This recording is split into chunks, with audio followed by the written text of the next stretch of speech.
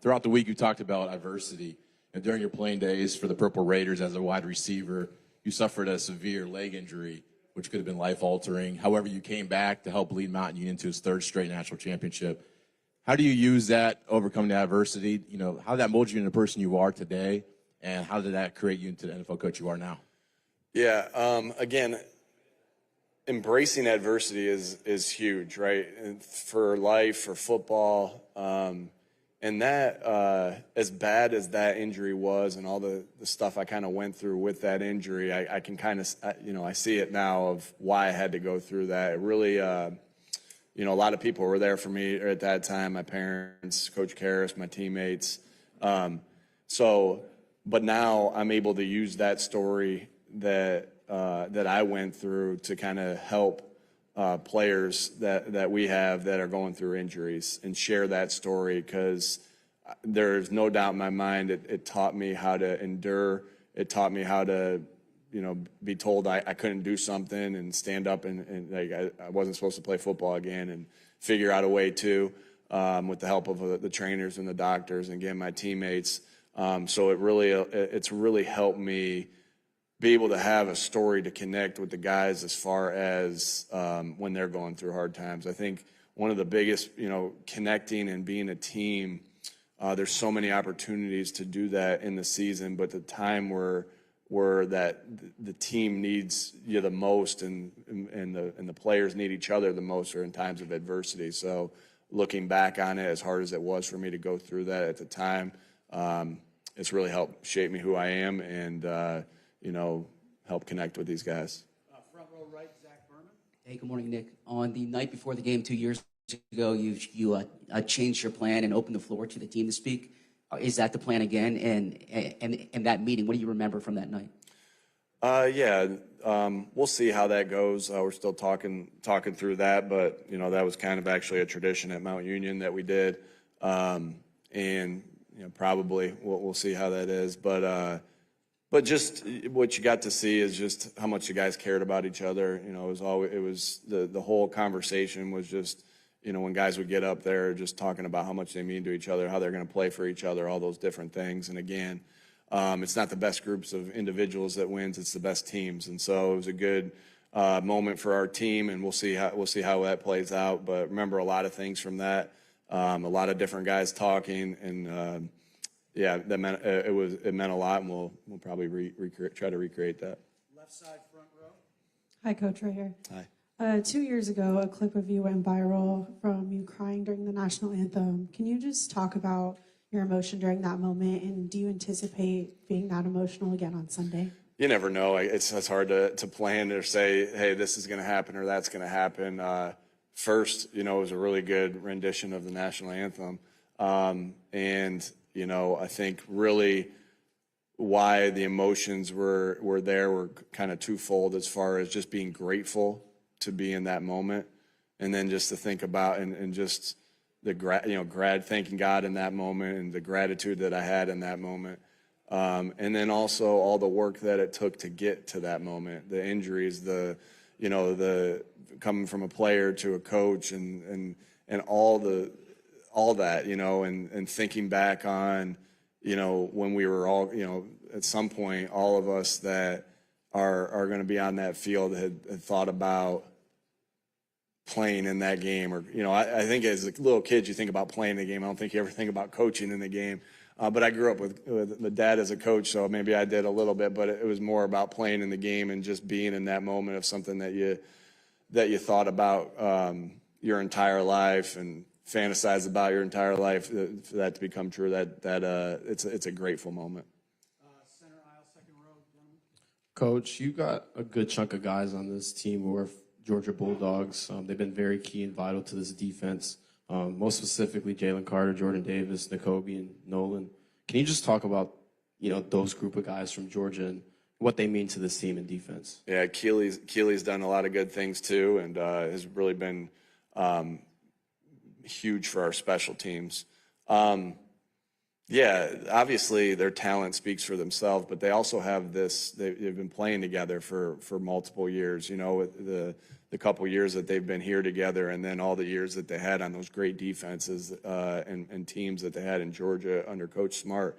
So you have this connection and of on and off the field that's huge. Like there is a when we drafted Nolan Smith, you know, I remember how excited he was, and one of the first people that he embraced with was Nakobe, who was at his draft day party. So that's so cool because these guys, again, when you have a relationship with the guys and the guys have a relationship with each other, they'll go a little bit harder because they got a little bit more on the line and because they don't want to let each other down. And I think that's a big part of it.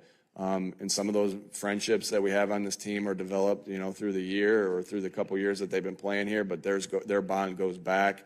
And I think that's important, and I think that's a huge deal. And they can fly around and make plays. They're tough. Coach Smart and his staff have done such a good job of getting good players there and developing them, and then we just try to continue to do the same thing. And so love those guys. A big part of why we're here today.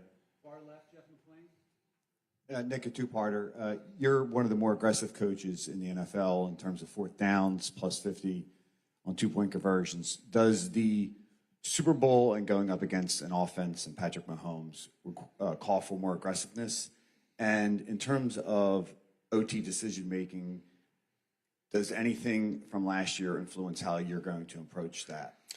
As far as your second part of the question, the overtime, I mean, we've thought about that, you know, going back to last year, you get ready for that. And so, you know, you think about what you're going to do in those scenarios. Obviously, I won't sit here and say, here's what we'll do in an overtime scenario.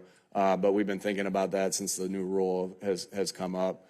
And we have our plans and our thoughts for that. As far as the other option, you know, every game's a little bit different. There's different factors that go into how you play the game. The flow of the game plays into it. There's so many things that play into it as far as your decision-making in game. And so everything will be accounted for, just like as far as the overtime, and just like we do each and every week. Everything's accounted for. Who you're playing against, who you're playing against offensively, who you're playing against defensively. You know, the plays that you have, the players that you have. You know, the analytic charts, all those different things play into it. And we'll see how the game unfolds. All right, right side, outside, Brooks. Nick, I want to ask you about what you've learned about offensive staff transitions. You've done it a couple of different ways: an internal promotion, and then an external one.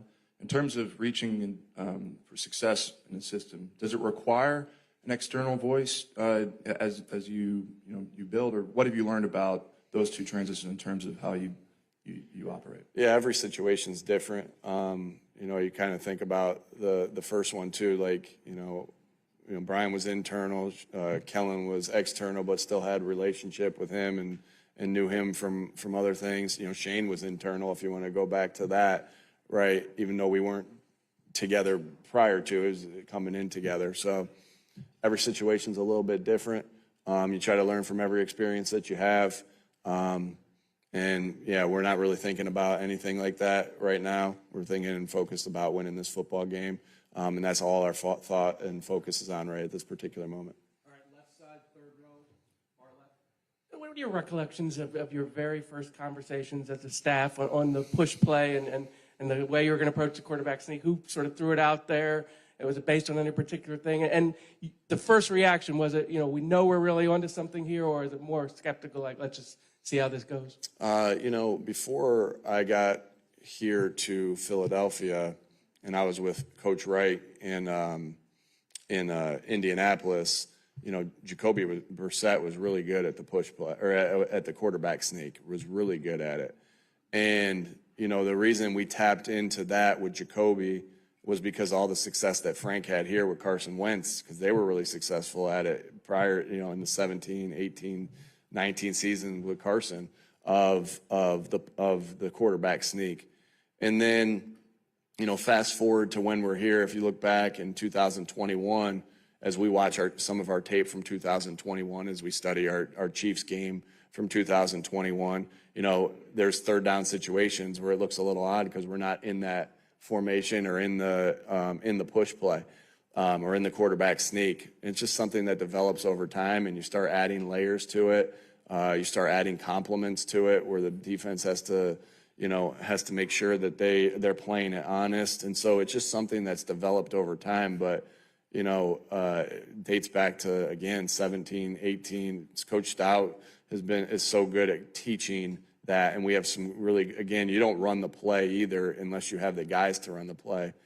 I think someone told me that it's always a topic for conversation. Should this play be banned or anything like that? But there's not the success that we have is not replicated always throughout the entire league. We saw it last week with the game plan we were studying against that Kansas City did it against Buffalo and stopped them in a critical situation. And so I guess I'm lobbying to never change that rule because we're successful at it, but we're successful at it because of the guys that we have up front. And then it keeps layering as you get better and better and as you get more experience with it. And so truly a group effort of how we've continued to develop at this play and have the success that we have at this play. But, Cam Jurgens,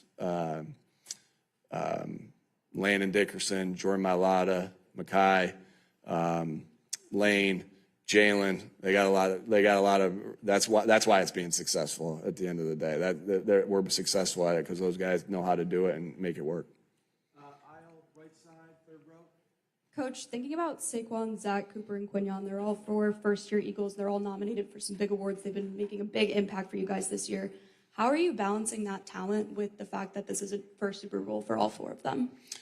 Yeah, I think someone asked me this question early on in the playoffs, like, hey, you guys are a young football team. You guys are a really young football team, and they don't have a big game experience. Well, you tell Cooper DeJean that the Iowa State game's not, maybe to the outside world, Iowa State's not as important as the Super Bowl, but in that moment for Cooper, it is. Right, and when Iowa's playing Michigan or when Iowa's playing Ohio State, all those different things, and so it's all relative of what maybe the outside looks at it and what the player feels in his heart at that particular moment. It's the same thing, for Zach Bond, Wisconsin versus Iowa. Who else did you mention there? Quinyon with Toledo versus who's Toledo's rival? They who Kent State, Akron, any of those teams, and so. With these guys have big game experience, they're not rookies anymore. And with Cooper and Q, they've played 20. What game are we on? 27. So they've played so many games and have so many big game experiences that doesn't. Again, it may be good from the I don't want to say a good story from the outside, but it may be something that on the outside it looks one way, but. I know how much these guys put in and empty the tank every time they go out and play, and every week they prepare. Left side, second row, gray shirt. Coach, you mentioned yesterday you've had the opportunity to work with so many great quarterbacks throughout your coaching career. What makes Jalen stand out in that group of great quarterbacks? Yeah, just all that he can do. Man, he's a great passer and reads the defense great. And then he has this ability that when something breaks down to make big plays happen that way as well. And he just knows how to win. His work ethic, all the different things. There's so many different things there. He's won so many different places that he's been, and won big. But I'd say that again, the ability to be a great passer and great reading of the defense, and then also his ability to create and extend. All right, right side, third row. Cam Melendez, Jamestown. Being from Jamestown, what does it mean? I can't see it. Where is he? Okay, there you are. Being from Jamestown. You're from Jamestown? Yes, sir. My man. Being from Jamestown, what does it mean for you to represent the city on this big of a stage? Yeah, I think just being able to come from a town in Western New York and grow up and be in this position. Hopefully that gives. Hope to people in Jamestown that they can accomplish their goals. And I would say that you accomplish your goals by working your butt off. You can't ever have an off day, and then embracing adversity because you're going to go ups and downs through it. So, Yeah, just obviously proud of where I came from and the family that I grew up in. And Jamestown, helped develop me to the person I am today as well. All right. We've got Elliot over here on the far right. Kevin Patullo is a guy that we don't hear from often or really isn't talked about a lot because he doesn't have a coordinator title. But how important has he been to your success this year? Can you just talk about the relationship you two have, having been together for so long? Yeah, very important to the success that we've had. He wears a lot of different hats. Helps me a lot with different things, with head coaching things. I can't tell you that I make a decision without saying to Kevin first, what do you think? That's in everything. That's in game. That's out of game. That's with scheduling. That's with offensive stuff. That's with game management stuff. And you lean on him a lot. And then him and Kellen. I mean, they're together at all times. Talking through the offensive stuff, and he's kind of that same sounding board for Kellen on the offensive side. This is what, how many years? 8 years with Kevin. That continuity is really important because he knows what I'm thinking in certain situations, how you want things to be taught, all those different things. So he's just been a great resource, for me the entire time, our success this year, but really our success that we've had since we've been here. Can't be great without the greatness of others, and that completely is definitely a fact with Kevin Patullo, and I trust him with everything. Got a ton of trust and faith with him. He's awesome. Front row, far right. Hey, Coach. You talked a little bit about overtime. It seems like the Chiefs find a way to always win games late in the fourth quarter. What are you doing to prepare your team? What's the message you're saying to the team if the situation comes where it's a late game? Yeah, we prepare for all those things. To say that you get to this point and say, all right, now here's how we're going to win a close game. It doesn't work that way. You go through that the entire year. You don't cram. I used to cram at Mount Union for tests and stuff like that, but you don't cram for these scenarios, right? It's your habits. It's your daily habits of the situational football that you go through. The 2 minute, the 4 minute, all those different things that you go through the entire year. And you continue to work them this week to get a little bit better at them. And if you continue to stack things to get a little bit better at, you give yourself a chance to be successful in those scenarios. But again, it's about detail. One of my favorite quotes that I have in my office is victory favors a team making the fewest mistakes, which is an old Bobby Knight had it in his office, and that's how we think. We think about that with our situational football. We think about that with our fundamentals, and that's something that we've been preparing for from OTAs to training camp to the regular season to postseason to, we were working on that stuff yesterday. So, obviously they're really good at that. They're, when you watch their tape, got a lot of respect for their coaches because you can see how detailed they are. The Chiefs are in all those areas as well. And we pride ourselves in that too. So, it'll be a good battle. We've got time for a couple more. Back right. Coach, right over here. A.J. Brown had a big game in the last Super Bowl 2 years ago and seemed to reestablish himself in the NFC Championship game. Looks healthy. With all the attention on Saquon, how important can A.J. be on Sunday? Yeah, obviously A.J. is a phenomenal player. You say reestablish himself. I mean, he missed 3 games and he still had almost 1,100 yards. 3 or 4 games and was out in the second half quite a bit this year. So it was just a way we kind of have won this year and stuff like that. But he's still the same dominant player that had 1,400 plus yards the last couple years and just had a couple less yards for different circumstances this year. And you saw that in the NFC Championship game. And so, again, we don't really care how we win. We just want to win.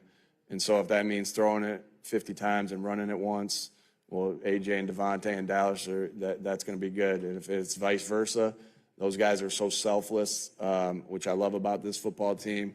If they're so selfless, they're going to catch a big-time block that's going to help change the game. And so,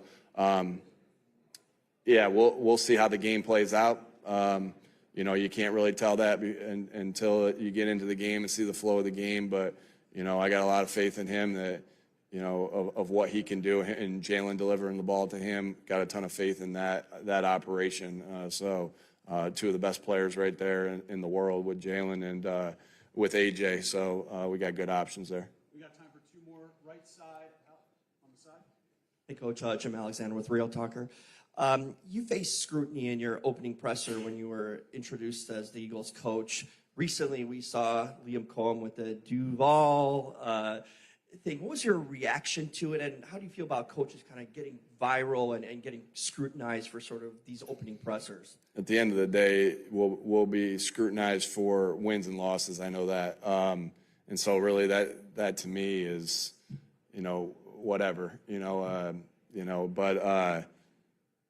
yeah, it's we don't train to do media. We get work at it, and now that I've 4 years into the job, I've gotten more work at it, and over and over again. We train to be football coaches. We train to be football players, and that's if I'm training when I'm the offensive coordinator to get ready for opening press conferences, I would have been shorting the Indianapolis Colts. My whole mindset was, how do I get better at coaching and helping these guys develop and reach the goals that they want to reach? And so, yeah, I think too much has played into that. I've said it to the guys, when I first said it, my first press conference sucked. I wasn't getting ready for that. I was trying to get ready to see, to help this team win, to get to know my players. And, fortunately for me, you don't get a win and loss based off of your opening press conference. Now, did people still talk about it? Oh my God, his opening press conferences was terrible. Yeah, I think I'm doing better now. You guys would agree, right? I'm doing a little bit better now. I'm waiting for when they're going to drop that narrative, but whatever. It is what it is, and again, our focus is football. Thanks, guys. All right, last question, front row here. Coach, we ask players all the time what their pregame ritual is. We want to know, do you have anything that you do in particular or any superstitions that you live by? My superstition, which somebody told me the other day is actually a superstition, is to be opposite of superstitious. So if I put my left shoe on, then right shoe on, then I'm going to switch it the next time. I don't believe in that. And I just, you make your breaks from the way you prepare and the habits that you have. There's some things I don't eat before games, so that's not eating might be one, but I just get nerves sometimes, and then I don't have any routines like that. I mean I'll go through game management stuff before the game and stuff that's part of my habits to get ready for the game, but not anything like, hey, I got to wear this shirt or these socks or whatever it is. I did that as a player, and and I tried to start doing it as a coach. I had so many other things to worry about that I didn't want one more thing to do that. So I'm not superstitious, which I know I'm kind of in the minority there as far as that goes, as far as this profession, because I know all our coaches you didn't sit there last time, and I'm I'm not sitting there this time and I'm moving. So my superstition is to change what I'm doing all the time so I don't fall into that. All right, folks, thank you. We've got Jaylen Hurts heading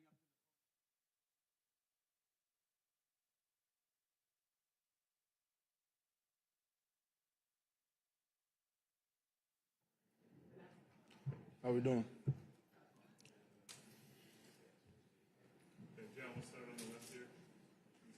Hi, Jalen, Myra Gomez. First of all, congratulations for being here again. And this is kind of an off question, but being that you have, and I know you've been asked about this before, but just the empowerment of women through your marketing team, your staff, your agents, and now all of the opportunities that women have, just around the country when it comes to sports. How important is it for you to continue to support women?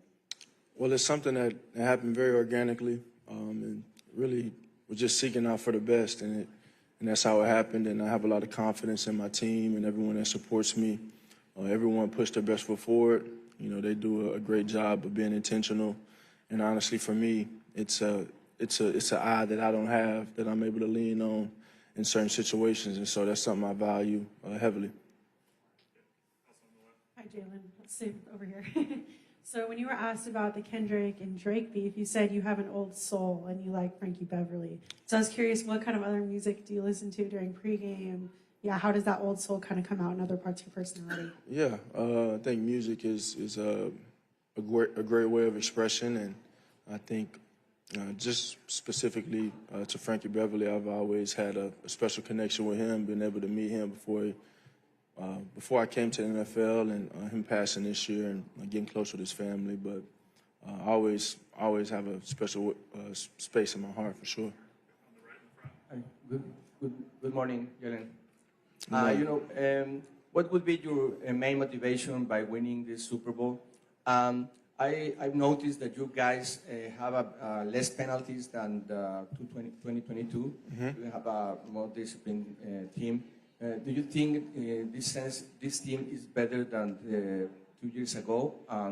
What did you learn about that loss in the Super Bowl? Yeah, I've always said that every team is different, and I think personally and individually for all the guys on the team, every year requires a different version of that player. And for us, we've got a ton of different players on our team. We've got a lot of young players starring and playing pivotal roles and everything. And so you just have to navigate that and find your way as a team for that year. And so we've been able to play disciplined ball. We've been able to play ball and be on the same page and find ways to win. And we're just looking forward to doing that one more time. Jalen, Jalen, a lot of players said that this year's team is far more connected than last year and even the team that went to the Super Bowl 2 years ago. What have you seen in terms of that connection, and why is that so important? Well, I say to that, I think a big part of it has to do with the Georgia background on defense. And I think that starts with Kobe Dean and all those guys that were able to play ball in college together and bring their ways to the league. And so I think that has a big impact on our culture, on defense, how they play, how together they are. And then I think that kind of seeps through the team in many ways. Hi, Jalen. How you doing? I'm glad to see you back in the big game.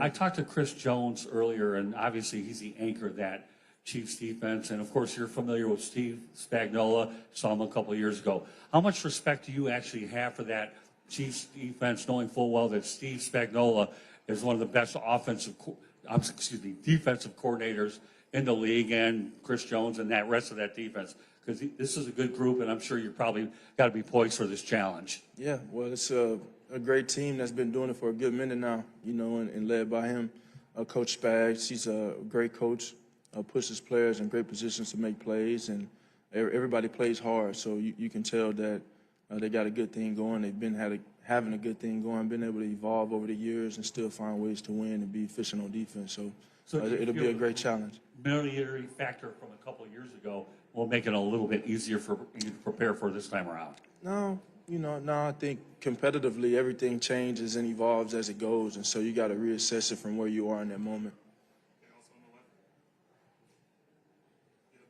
Hi, Jalen. Dr. Grossinger, Philly, Sports Doc, great to speak to you. Same here. As a guy who's been doing this for 30 years, I just marvel at the way you recover from any injuries. That you tweaked your knee in the Rams game, you wore a brace, and then you just threw it away. And it seems like this year you've been running much better. You're much healthier this year. How do you recover so quickly? I don't know. I guess some people got it and some people don't. It come with a lot of other things as well. But I think that it's a process that goes into everything. How you eat, how you prepare. The time you put into certain areas of sleep, recovery, and there's so many different things that you can try and get 1% better at to try and help you recover, try and help you improve. And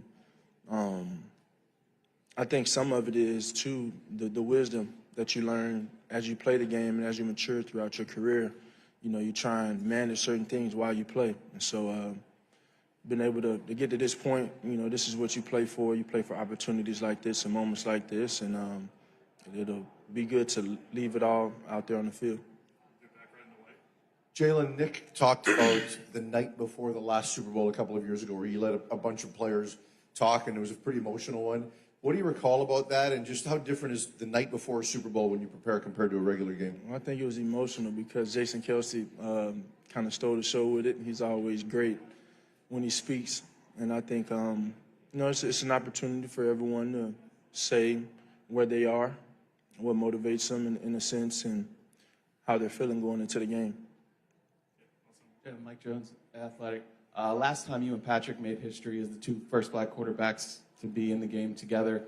Not much mention of it now. Does it still carry any significance? And is there anything that the plight of the black quarterback can teach the NFL when it comes to coaches and GMs whose numbers are still kind of sparse? Yeah, well, it's not mentioned as much now, and it's history again. You know, it's funny to see that it's the two of us again doing it, but nonetheless, you know, just embracing the opportunity, embracing that stage, and knowing that torch you carry for all those. I literally just got a text from someone that is a quarterback, aspiring quarterback in the professionals, talking about just leading the way and paving the way for the young black kings coming up, and that means a lot, you know, because I know everybody's always watching. But from to your second part of your question, just thinking about leadership, thinking about those abilities and being able to lead a group of men, that was something that, you know, many people didn't think that a person like myself was capable of, especially as time has evolved. And I think there are certain barriers that you still try and overcome. But, you know, it's a blessing. It's an opportunity that I don't take for granted. And, you know, you do it for moments like this. Jalen, you've been with the Eagles for 5 seasons now. During your time in the city of Philadelphia, what have you come to love about the city of Philly? I think the passion oozes out, you know, the passion oozes out. And then I play the game that I love here. You know, I didn't know where the journey would lead me. I didn't know where I'd end up playing, but definitely couldn't imagine being anywhere else. Hi, Jalen. Obviously, in your college and NFL experience, you've had many different play callers. I know you've talked about it quite a bit, but what is the hardest thing about adjusting to a new play caller, and how long did it take before you kind of felt comfortable this year with Kellen and his system? Yeah, my approach in any change is to approach it and be diligent with it. Be diligent, have open arms, have an open mind, and take in the coaching that I can, take in the new ideas that I can, so I can try and further develop myself. And ultimately, I'm taking all these things in so I can find ways to win and lead the team to victories. But you know, I think knowledge is everything, and all of the coaches that I've been able to learn from have brought great things to me. And so, you know, however things go, my mentality is going to always be to be a sponge, you know, and take in what I can so I can improve and help the people around me improve as well and win. In the tunnel right before the game on Sunday, what's one piece of advice? What's going to be the main thing on your mind in the tunnel right before you run out on Sunday? Just take it a play at a time.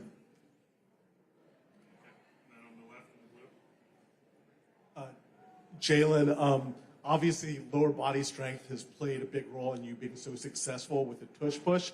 There's a lot of rumors out there. How much are you really kind of squatting and how much are you deadlifting? What are kind of your numbers these days for those? Yeah, some things are kind of just there. You know, some things are just there. So I don't put myself in those positions as much as I used to. But it's obviously still there. Hey, Jalen, I know you're not very stats driven, but personal legacy, is that something that drives you? Winning is what drives me. Nothing more than that? No. Jalen back here. This is your second Super Bowl, and you have a lot of other teammates that this is their first Super Bowl. Do you have any sort of like special, message to them or anything in the locker room that you tell them to kind of help ease those nerves, if there are any? Yeah, I just encourage everyone to stick to the routine, stick to the script of what they've been doing to get to this point. You know, you want to try and treat it just as you treated every other game, every other moment. And it's kind of the approach. There's a lot of wind around you. There's a lot of external things that really don't matter in the sense of what we come here to accomplish. So just keep the main thing the main thing. Hi, Jalen. Playing for Alabama and Oklahoma right here. Playing for Alabama and Oklahoma with Coach Saban and Riley, what has led to your success to being at your second Super Bowl? Well, in relation to those guys, man, coming in and being able to learn, just learn. You know, I went to Alabama because there was something about the process that just got me, you know, and how Coach Saban was. And over time, I began to realize I was more like him than many people realized. And it was just a great experience of development, maturity, and adversity, and all of those different things. And I think going to Oklahoma, it was opening this new door of seeing football a different way and being with Coach Riley and seeing coaching and success look a totally different way, but yet still find yourself in great territory. And so very fortunate for those experiences of my career. It's gave me a ton of value, and it's helped me get where I am today for sure in all aspects. Hey, Jalen, have you went back and watched the tape of the last Super Bowl? And if so, what would you like to change going into this one? I'd like to win the game. Like to win the game. Hi, Jalen. You were talking about preparation. How has the preparation changed for this Super Bowl from the other one you happened? Yeah, well, you know, you want to treat them all the same. You want to treat them all the same, not just, you know, every game is a big game, you know. So we got another opportunity to do it, and we work very hard for this moment and to be the last man standing. And so we just want to put our best foot forward. You know, we got another opportunity to get better at practice today and just take advantage of it and keep stacking. Keep stacking. Thanks, Joe. Thank you.